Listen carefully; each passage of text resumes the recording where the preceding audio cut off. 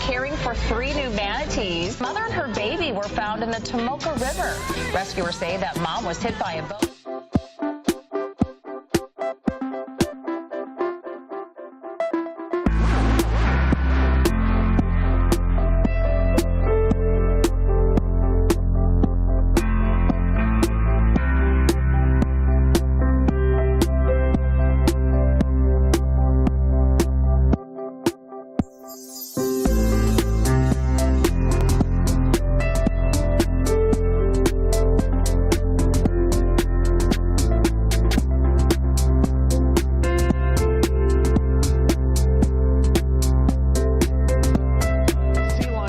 Found malnourished inside the marine room in La Jolla was released back into the wild today. Rescue workers say it's emotional to watch the sea lion swim away, but no, it's just part of the job. And it's kind of hard to put into words because that right there is what we've been working for the past 2 months.